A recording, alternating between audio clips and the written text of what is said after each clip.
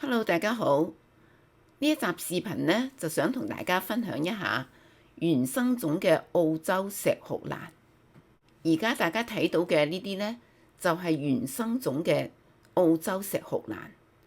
佢嘅花細細朵，好仙氣，仙氣飄飄。我養到佢4年啦，第一次開得咁燦爛。今日呢，我就想將我摸索到嘅經驗同大家分享。點樣佢先至可以開花？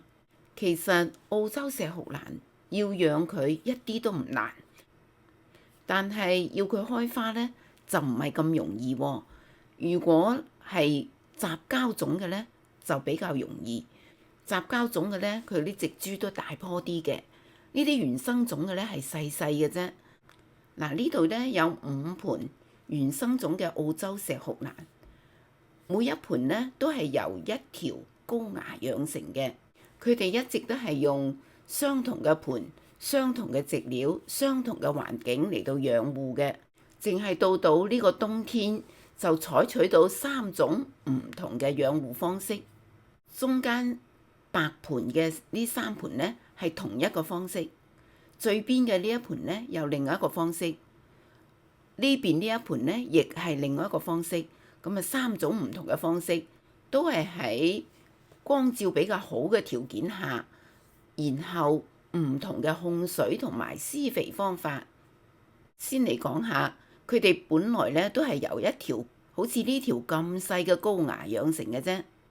咁佢哋咧就好粗生嘅，好快脆咧就生成咁樣一大盤。到秋末初冬嘅時候咧，喺成熟嘅枝條上邊咧就會出現呢啲咁樣嘅芽點。呢啲芽點咧開頭咧就會好脹啦，比較飽滿，有啲似好似呢度呢啲咁樣，好潤澤，好圓潤嘅。但係入到屋大概係1個禮拜左右啦，嗰啲芽點咧就開始乾啦。咁我就好困惑，到底咩回事呢？舊年又係咁樣。睇到咁樣，以為佢會開花啦，嗰啲芽點都慢慢乾咗。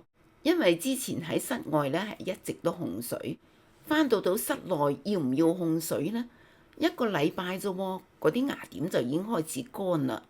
之前有一個專家咧就話，呢種原生種嘅澳洲石斛蘭咧，一定要嚴格咁控水，如果唔係咧，佢就只長高芽就唔開花。我呢啲咧，又冇長高芽，又冇開花，乾晒嗰啲芽點喎，所以咧我就唔好理啦，按我自己嘅方法。嗱，首先呢一棵咧，我就完全唔控水，直情就係啲植料乾就淋水。嗱，呢個係佢個名，佢咧我淨係淋水俾佢，就冇施肥嘅。呢度講嘅冇施肥咧，係入到屋喺冬天嘅時候冇施肥，喺屋外嘅時候，即係由春天到入屋之前呢，都係有施肥嘅。結果呢，呢棵花係最早開花嘅，而且佢嘅花量一啲都唔細。你睇下，好多花，好香，顏色一樣咁靚，所以呢，冇落肥一樣冇影響。我呢個人做事係好認真嘅，好似養呢啲花咁，我就會做足功課啦。咁我睇好多資料啦。美國蘭花協會呢，亦都請到一個專門種植澳洲石斛嘅專家，分享佢個經驗講座呢，我都係睇晒嘅。咁佢就話要好嚴格控水，咁我咪真係信到足啦。結果呢，早嗰2年呢，佢嗰啲芽點啊，好似呢啲咁樣嘅芽點呢，就睇住佢入到屋之後就係咁乾咗啦，完全冇辦法。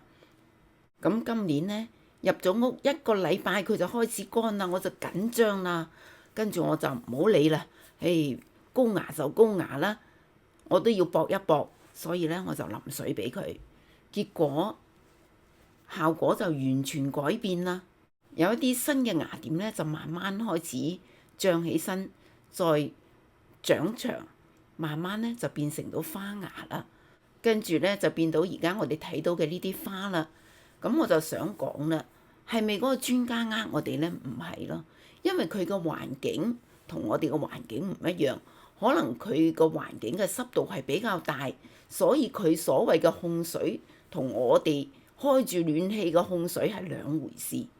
咁再嚟睇下呢度白色嘅呢三盤啦，呢三盤呢，因為我試啊嘛，梗唔夠膽全部同一個方法啦，咪一衰就衰晒，係咪？咁呢個呢係用到第二種方法，就係點呢？都係有控水，但係呢就唔係控得咁犀利，都係會等到啲植料好乾啦，然後先俾少少水，仲用到催花肥，就係磷酸二氫鉀噴葉同埋灌根，做到2次，咁呢，佢一樣係出到好多花枝，睇下好多條花枝。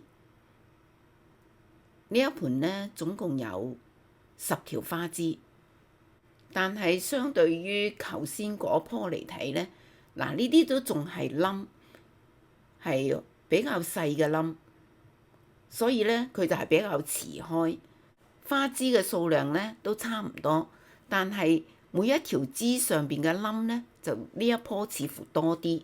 我諗呢，就係因為用到磷酸二氫鉀，而用呢一種方法嘅，佢乾咗嘅嗰啲芽點會唔會重新長起身呢？我哋睇下，係冇嘅。而開緊花嘅嗰啲花枝呢，係後嚟新出嘅芽點長成嘅。睇下好似呢一條咁。已經咁長啦，乾咗之後呢，佢都冇再重新長起身，就乾咗喺度啦。呢個可能因為我哋室內開暖氣太乾嘅原因。佢唔同於嗰啲枝條好粗嘅春石斛，佢哋嗰條枝可以儲存好多能量，就算我哋制水制得好犀利都好，佢嗰條枝都仲有好多養分。而呢種咁嘅原生種嘅澳洲石斛呢，佢呢就條枝好幼，所以呢，如果一乾嘅時候，佢已經冇辦法補水，所以呢，就唔可以好似春石斛咁樣去制水。好似嗱呢度咁，呢棵已經唔係咁嚴格控水啦。你睇下嗰啲花苞咁樣都乾咗，不過呢，佢好過癮㗎噃。乾咗之後呢，佢喺旁邊呢度呢，又抽一條新嘅花枝出嚟，所以呢，佢同秋石斛有啲相似，唔係淨係得一個點開花嘅。嗰條花枝呢，嗰個點乾咗咩？佢可以第二個點又開，好似呢度咁。呢度呢，上邊頂尖嗰度呢，乾咗，嗱個尖尖嗰度呢，本來係有花芽嘅，乾咗啦。咁佢就喺下邊嗰2個點呢，重新長起身，咁就變到2條花枝啦。嗱呢度又係個尖尖呢度呢，原來嗰個呢係乾咗，佢又重新標一條。嗱呢3盤呢，就係有稍微控水同埋有用催花肥嘅。咁我哋再嚟睇下嚴格控水又冇用催花肥嘅會係點呢？佢呢度呢，就得1條花枝，咁睇下佢仲有冇啲啱啱標出嚟嘅？睇下，嗱呢啲乾咗嘅呢，仲係乾咗。嗱呢啲都係本來已經咁長噶啦嘛，都乾咗。咁同之前嗰2種方法比起身，咁呢個係咪算失敗呢？我覺得就係咯。至少係冇必要咁樣去控水，睇下咁樣控水，除到佢冇開花之外呢，睇到佢啲葉都係比較乾嘅，一啲都唔滋潤，係太過乾啦。咁我係點樣控水呢？嗱，我呢就會下邊有一個樽裝住啲水，然後嗰啲水氣呢，通過個杯底嗰啲窿呢，向上邊谷，就等佢有少少水氣，就係咁樣樣啦。等到佢真係好乾好乾嘅時候呢，先係俾啲咁多水佢。所以呢，個下邊嗰度呢，一定要有水氣喺度先至得。如果唔係呢，真係會乾死佢咯。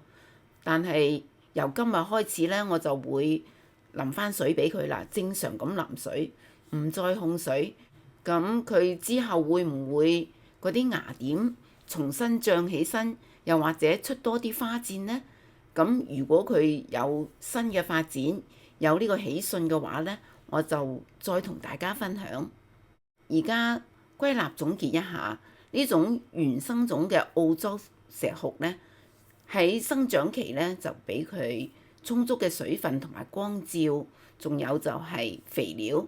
然後到秋冬嘅時候就控水，但係控水要有度，唔可以好似春石斛咁控水控到佢甩晒葉，因為佢條枝條好幼，儲存嘅能量有限，所以呢，適度控水就可以啦。希望今日嘅視頻對你有用啊！多謝收睇，再見。